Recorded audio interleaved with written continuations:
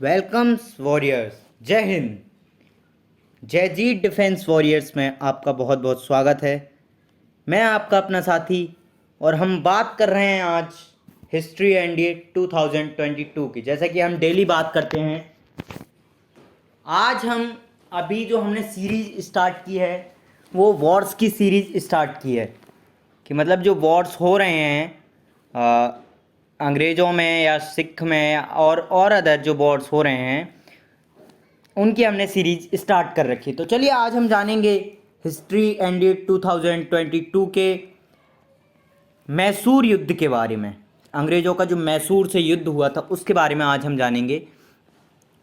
और देखिए, ये लोगों में बार बार आपको याद दिलाता हूँ, आपको यहाँ तक जाना है, मतलब this is your aim, service before self. चलिएगा आज जल्दी बात करते हैं एंग्लो मैसूर वॉर की कि एंग्लो मैसूर वॉर था क्या। ठीक है। The Anglo Mysore war was a series of 4 military confrontations between the British and Mysore rulers in India. तो जो एंग्लो वॉर थे, ये एंग्लो मैसूर वॉर थे, ये चार एक ऐसे लड़ाइयाँ थीं, चार लड़ाइयों की एक ऐसी सीरीज़ थी जो ब्रिटिश और मैसूर के रूलर के द्वारा भारत में हुई थी।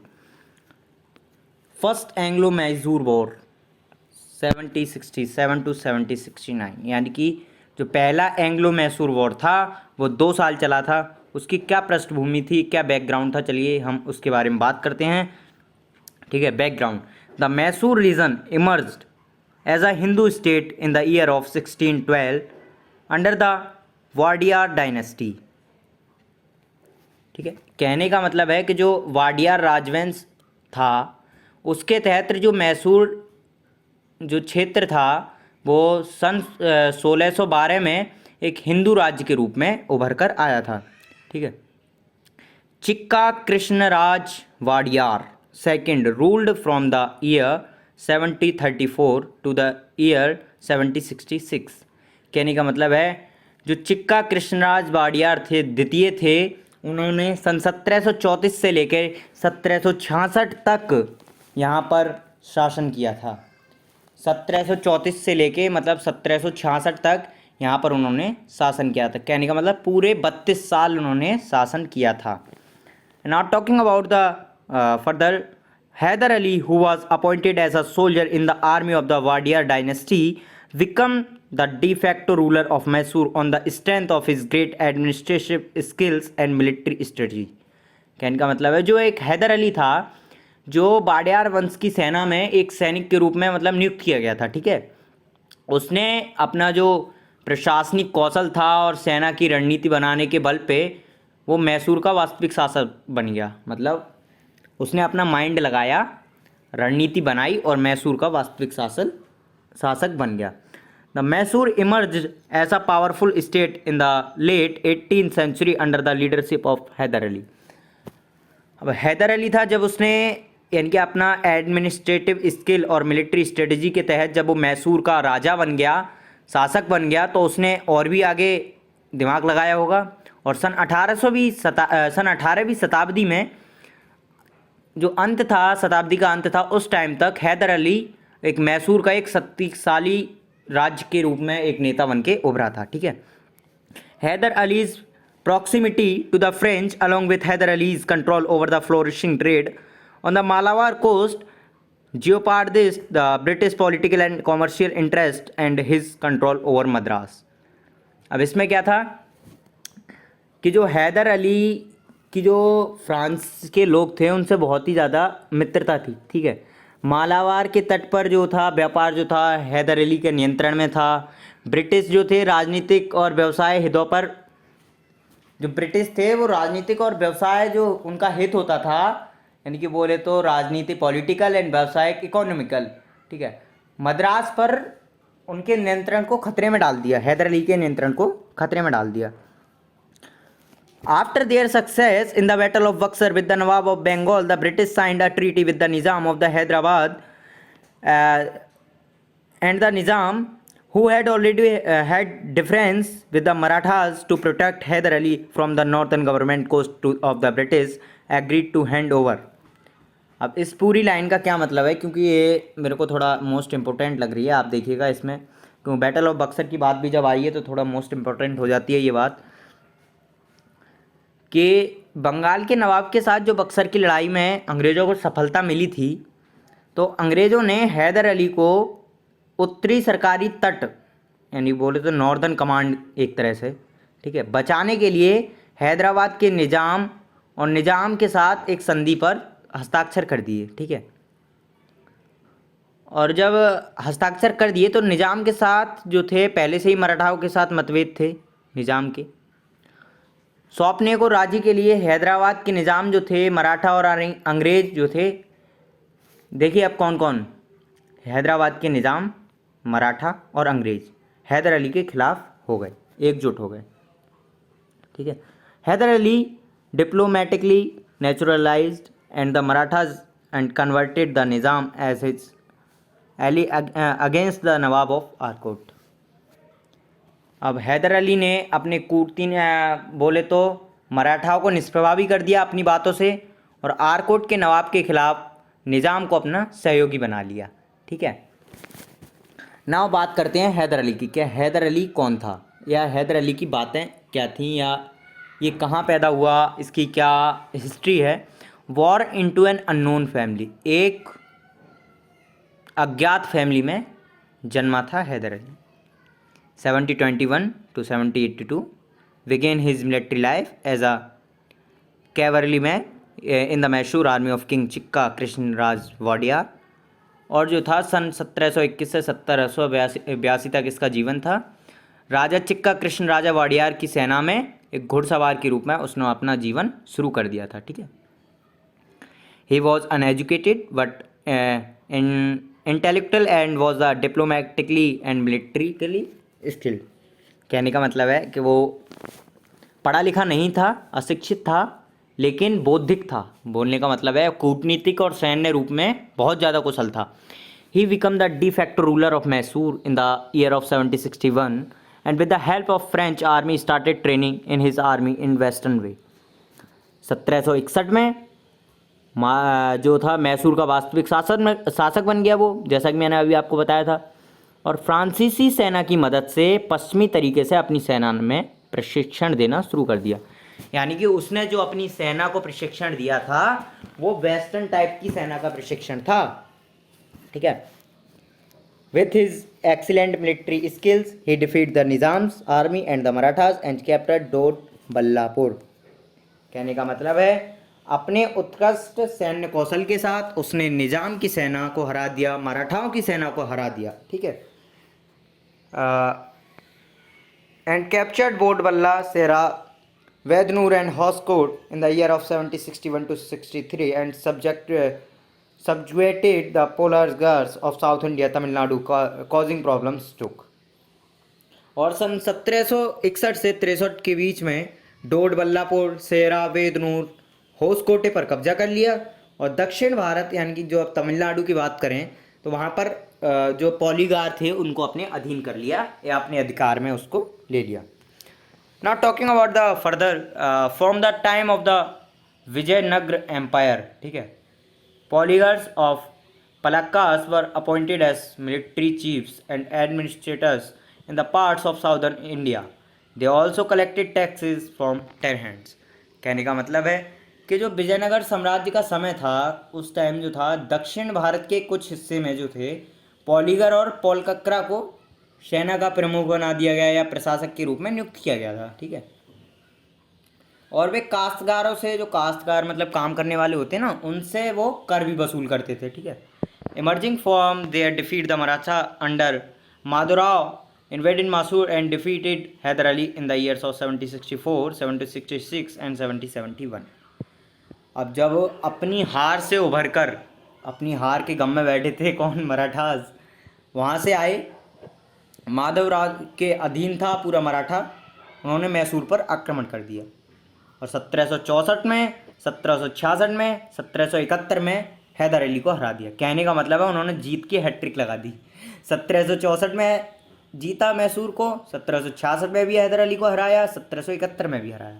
तो अगर आपको हमारी वीडियो अच्छी लग रही हो तो प्लीज़ लाइक कीजिए, शेयर कीजिए, सब्सक्राइब कीजिए और कमेंट कीजिए जो भी आपका डाउट हो। चलिए चलते हैं आगे। He had to pay a large sum of money to establish peace. But after the death of Madhavrao in the year of 1772, Hyder Ali invaded the Marathas several times during the year of 74, 76 and occupied new territories as well as by him all the lost areas were also reclaimed. अब देखिए, वक्त सबका आता है, history हमको यही सिखाती है, वक्त सबका आता है, रुक जा बंदे, हम भी आएंगे उतर के मैदान में, ठीक है। इसका मतलब है कि शांति स्थापित करने के लिए एक बड़ी राशि का भुगतान करना पड़ सकता है, पड़ेगा या पड़ा, लेकिन सन 1772 में जब माधवराव की मृत्यु हो गई थी तो हैदर अली ने 1774 और 1776 के बीच मराठाओं पर कई आक्रमण किए। उनने तो केवल हैट्रिक मारी थी 1764, 1766, 1771 में, लेकिन जो हैदर अली था उसने काफ़ी सारे युद्ध किए थे 1774 में, 1775 में, 1776 में, ठीक है। और नए नए क्षेत्रों को कब्जा कर लिया और उन क्षेत्रों पर भी कब्जा कर लिया जो वो हार गया था, ठीक है। पहले अब बात करते हैं रिजल्ट ऑफ वार, युद्ध का परिणाम क्या रहा, ठीक है। तो the war continued for a year a half with no consequence. 1.5 साल तक युद्ध चलता रहा बिना किसी परिणाम के, बिना किसी बात के, 1.5 साल तक, ठीक है। Hyder change his strategy and suddenly attacked Madras causing chaos and panic in Madras. कहने का मतलब है हैदर अली ने अपनी रणनीति बदल ली और अचानक से मद्रास पर हमला कर दिया, जिससे मद्रास में अफरा तफरी मच रही। जाहिर सी बात है यार, कोई आके आपसे पहले तो प्यार से बोल रहा है, ठीक है, आके एकदम पीछे से वॉर कर दे तो अफरा तफरी मच जानी जाहिर सी बात है। Due to this the British were forced to make a treaty of Madras on 4 April 1769 with Hyder. अब इसके कारण अंग्रेज़ों को 4 अप्रैल सन 1769 में हैदर अली के साथ मद्रास की संधि करने के लिए मजबूर होना पड़ा। यानी ये पहली ट्रीटी थी जो अंग्रेज कर रहे थे हार का सामना करके। This treaty led to the exchange of prisoners and conquered territories. और इस संधि ने कैदियों को विजित क्षेत्रों का आदान प्रदान किया, मतलब हैदर अली के कुछ कैदी जो वहाँ पे कैद थे अंग्रेज़ों के पास उनको छुड़ाया, जो अंग्रेज़ों के कुछ कैदी इधर थे तो उनको छुड़ाया, ज़मीनों का आपस में हुआ अंग्रेज़ों। And the last thing is the British promise to provide help to Hyder Ali in the event of an attack by another state. और अंग्रेज़ों ने हैदर अली के लिए एक वादा कर दिया था कि अगर अब तुम पे कोई भी स्टेट बोले तो अटैक करता है, ठीक है ना, तो हम तुम्हारा साथ देंगे, अगर कोई भी स्टेट तुम पे अटैक करता है तो ये एक तरह की ट्रीटी हो गई थी, ठीक है। अगर तुम पे कोई भी राज्य अटैक करता है तो अंग्रेज हैदर अली का साथ देंगे। Okay, now talking about the second Anglo Mysore war, कि सेकंड एंग्लो मैसूर वॉर क्या था, ठीक है। तो द बैकग्राउंड, हम पहले जानेंगे बैकग्राउंड के बारे में। When the Marathas army invaded, ठीक है,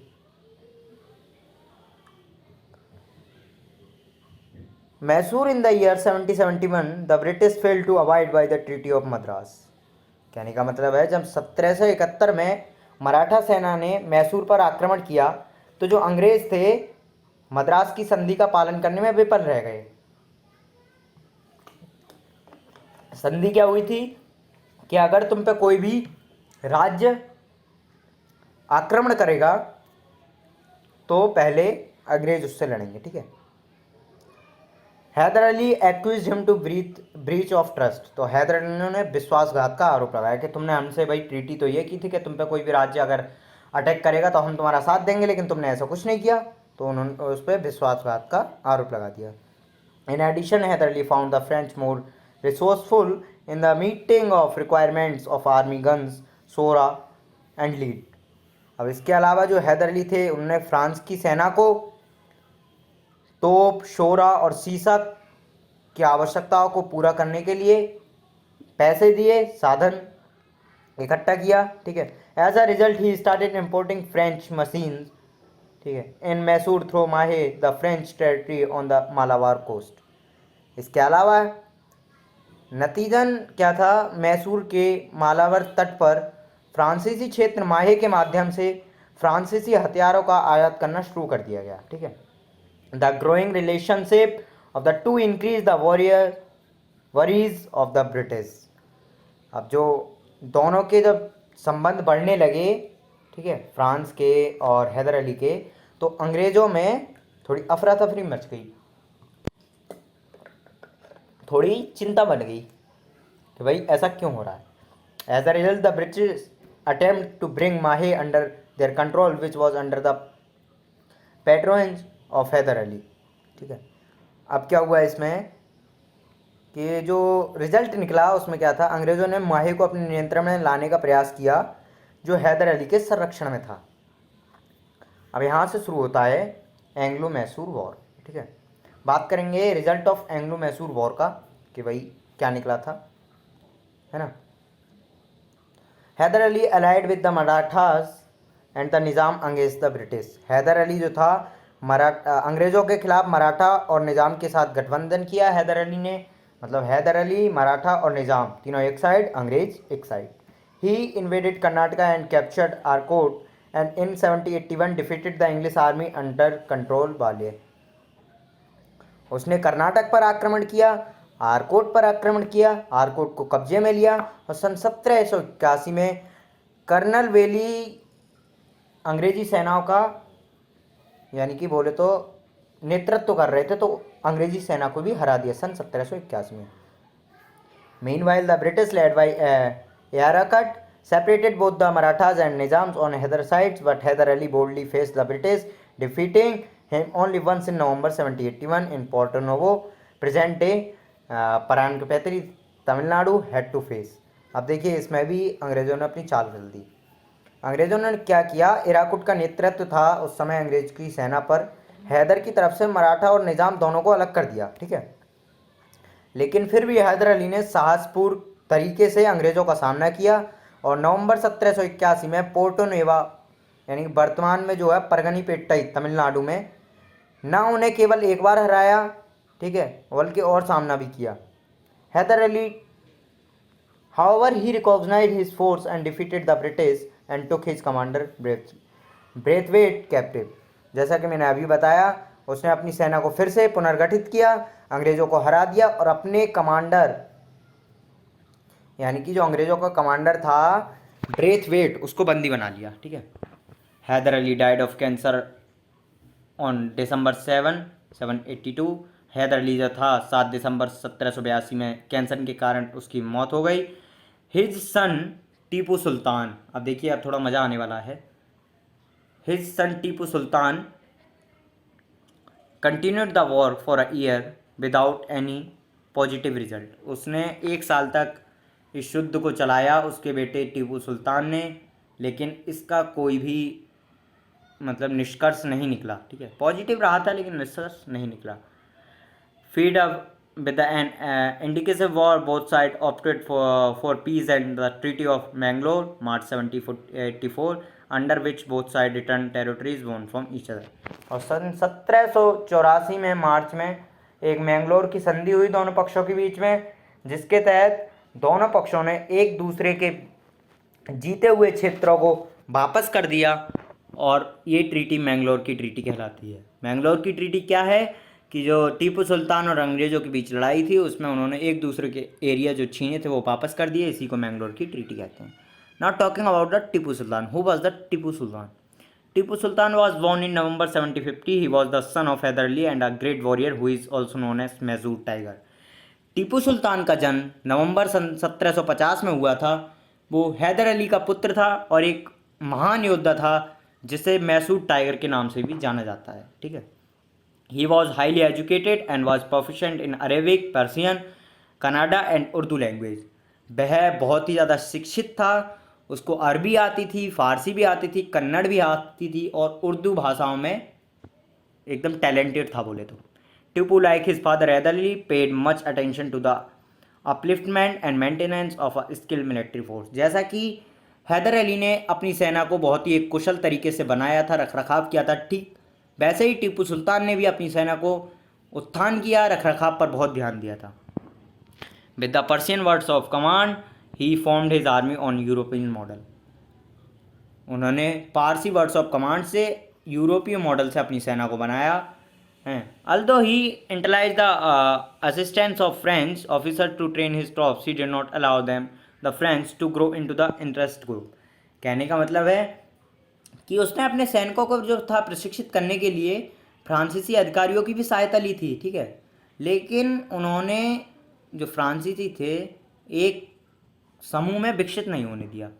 Tipu was well aware of the importance of the naval force. Tipu Sultan जो था वो नौसैनिक के बल को भी अच्छी तरह से जानता था, ठीक है, कि नौसैनिक क्या कर सकते हैं। In the year of 1796 he build a navigational board and plan to build a fleet on 20 warship and 22 combat ships. कहने का मतलब 22 वॉरशिप्स और 20 कॉम्बाट शिप, यानी कि सन 1796 में उन्होंने नेविगेशनल बोर्ड बनाया, 22 युद्धपोतों और 20 लड़ाकू जहाज़ों को एक बेड़ा बनाने की एक योजना बनाई। He establish 3 dockyards at Mangalore, Wajidabad and Molabad. However he plan did not fructify. उसने मैंगलोर, वाजिदाबाद और मोलाबाद में 3 डॉकयार्ड स्थापित किए। हालांकि उसकी बाद में ये योजनाएं साकार नहीं हुई, लेकिन उसने ये सोचा था, ठीक है। He was a pattern of science and technology and is created the paneer of rocket technology in India. वह विज्ञान और जो प्रौद्योगिकी है उसका संरक्षक भी था और उसने भारत में रॉकेट प्रौद्योगिकी का अग्रणी रूप से श्रेय दिया जाता है। बोले तो उसको ये माना जाता है कि रॉकेट सबसे पहले जो था टीपू सुल्तान के राज्य में ही चलाया गया था। Just listen. और उन्हें रॉकेट संचालन की व्याख्या करते हुए अपनी एक पुस्तक भी लिखी थी, ठीक है। Tipu was a lover of democracy and a great diplomat who supported the French troops and Srirangapatnam for the establishment of the Jokevan Club in 1977। Tipu Sultan ने एक मतलब प्रेम लोकतंत्र का प्रेमी था। डेमोक्रेटिक की बात करें तो government by people for the people, जैसे हमारा भारत डेमोक्रेटिक है, मतलब यहाँ पर जो जनता है वही सरकार बनाती है और जो सरकार है वही जनता के लिए काम करती है, ठीक है। इसे कहते हैं लोकतंत्र। और एक महान राजनयिक था जिन्होंने सन 1797 में जो जैकोबिन था उसकी स्थापना करने के लिए श्रीरंगपट्टनम में फ्रांसीसी सैनिकों का समर्थन भी किया था, ठीक है। मतलब इतना वो था कि उसने फ्रांसीसी का समर्थन किया था। Tipu himself become a member of Jacobin club और कॉल्ड हिमसेल्फ सिटीजन टीपू। और ऐसा कि वो खुद ही जैकोबिन क्लब का सदस्य बन गया और खुद को सिटीजन टीपू कहा था उसने। He plant a tree of freedom in Srirangapatnam. उसने श्रीरंगपट्टनम में स्वतंत्रता का वृक्ष लगाया। बोले तो वो चाहता था कि यहाँ पर स्वतंत्रता बनी रहे, ठीक है। और हमने आज बात की इस पूरी वीडियो में सेकंड एंग्लो मैसूर वॉर की, फर्स्ट एंग्लो मैसूर वॉर की, और अगली वीडियो में हम बात करेंगे थर्ड एंग्लो मैसूर वॉर की and fourth Anglo Mysore war की। तो आई थिंक आपको ये वीडियो अच्छी लगी होगी। प्लीज़ लाइक कीजिए, शेयर कीजिए, सब्सक्राइब कीजिए हमारे चैनल जैजी डिफेंस वॉरियर को और बेल आइकन दबाइए ताकि हमारा नोटिफिकेशन आपके पास पहुंचे जब भी हम वीडियो को अपलोड करें आपके लिए, ठीक है। और हमारा मेन मकसद है NDA. We have to go NDA. हमको एनडीए जाना पड़ेगा। आप सीधी बात ये है। घर वाले कुछ भी कहें, आपको पढ़ना है, काम को कहें, जब आप पढ़ रहे हो तो मना कर दीजिए, चाहे बेशक आप तब काम कर लीजिए जब आप पढ़ाई से दूर हो, लेकिन जब आप पढ़ रहे हो, क्योंकि मैंने देखा है कोई भी माँ बाप ये नहीं चाहता है कि जब मेरा बेटा पढ़ रहा हो तो मैं उससे कुछ काम कराऊँ। सीधी बात, घर सबके घर में काम होता है लेकिन ये कोई नहीं चाहता, ठीक है। अगली बार हम बात करेंगे मैसूर के तीसरे वॉर की, चौथे वॉर की। चलिएगा, तब तक के लिए ख्याल रखिए अपना। जय हिंद, जय भारत वॉरियर्स।